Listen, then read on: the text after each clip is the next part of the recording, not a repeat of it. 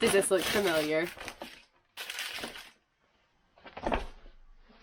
Okay, grab a cup of tea, settle in, get your notebook, because today we are making your dream van layout.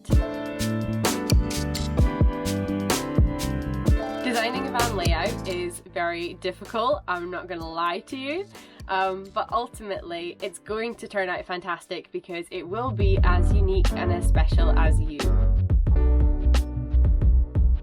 Today I'm going to show you the 3 vital questions that you need to be asking yourself and how to turn the answers to those questions into a miraculous van plan. So for the next week, I would say that you should take note of all the things that you're spending your time doing.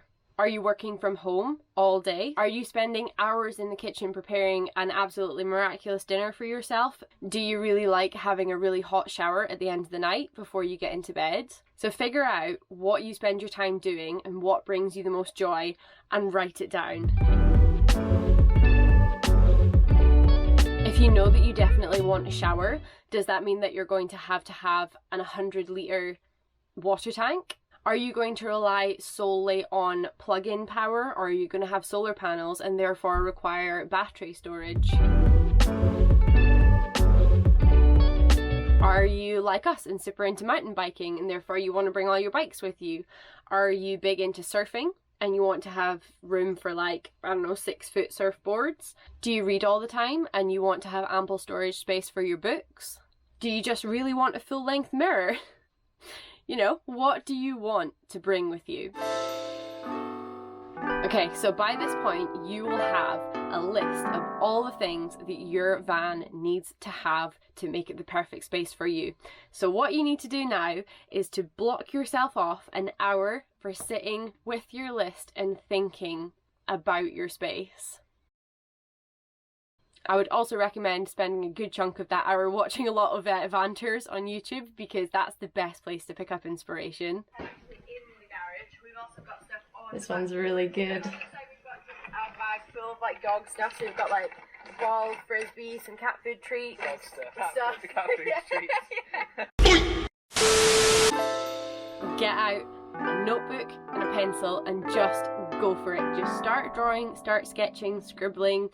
It doesn't need to be perfect, it just needs to be to the point where you understand what you're looking at. So at this point, you really want to try not to get too bogged down with measurements. Measurements can come later down the road.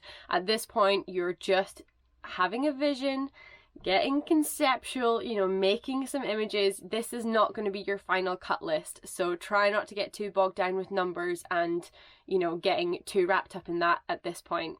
For a van, I really don't think that it's worth your time to learn a CAD system. Although if you know how to play Sims, you can use Sims. I use Sims to build out the van for the first time. So hopefully by this point you've come up with something that you're really proud of and you're ready to just get going. But if you haven't, come and take a little walk around with me into a few different spaces and let's see what they've done. Let's go. The brand is Sequoia. They're like one of the only people who mean that you don't actually need to like a borehole in the bottom of your floor. You just attach the plate on the top.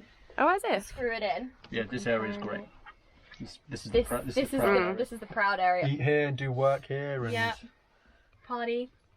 Get lots of people around, play some cards or something. Yeah, it's really sociable, and you can take it out if you want the floor space as well. So you can get like a yoga mat all the way down there, which is really good and like quite a big perk, I think. When it's raining outside, we don't want to go outside. Yeah. So yeah, big fans of this space. I think you have done a really good job. Oh, good. Thank you. Our Sprinter that we converted is a 2014 Sprinter, and we started it in 2017. And when we first started thinking about building our own van, you know, we had 3 things that we particularly wanted to put into it, and that was a really nice shower room, an electric bed that went up into the roof, and a balcony on the back, and we've achieved all those things.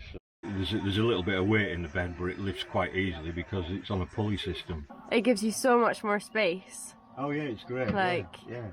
Because then you kind of full seating. I've done some things so that we can stop the bed and level it here and have extras. You can either sit underneath it at night and have somebody in bed, or you can have some other people sleeping underneath if you like. So when we were putting the little kitchen cupboard together, we decided that rather than insulate the spaces between the frames of the van, we decided to use those spaces and made some little shelves that allows us to store all our herbs and marmalade and everything else, I suppose. So I love that we designed a bathroom cabinet into our van build. So we've got here like all of our kitchen cupboards, and then this one on the end, it's empty just now, but usually it's got our toiletries in it. So that's Lewis's shelf and that's my shelf.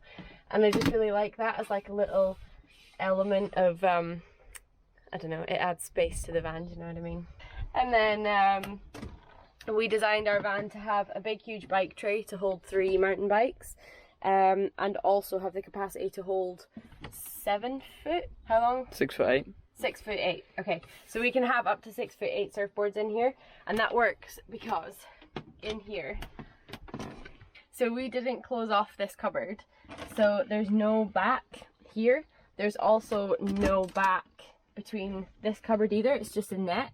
So what we can do is we can take this net down just like that, and then like that on the other side, and then the surfboards fit all the way from the back of the van the whole way through this cabinet. So you can have 2 huge surfboards in, as well as 3 bikes, 2 dogs and 2 people.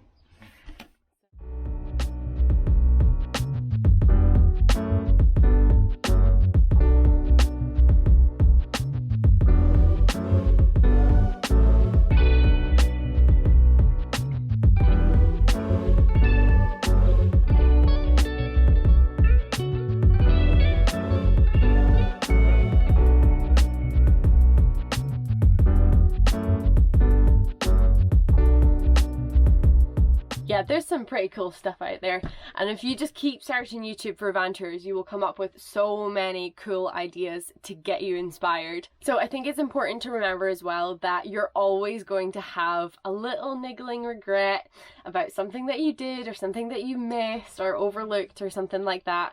Ultimately, you could sit and plan your van build for 2 years if, you know, you could do that.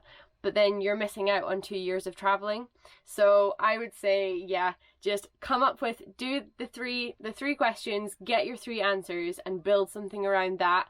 And yeah, just get going, get on it, get out there and enjoy your van. I hope that this video has been helpful to you. Please do give it a like and subscribe to my channel if you're interested in van stuff. I also chat about like eco lifestyle, things like that. Yeah, it'd be great to have you as part of the little family ding dong. I've never said that before. I love you all very much. As always, I'm down in the comments and I'll see you next Tuesday. Bye!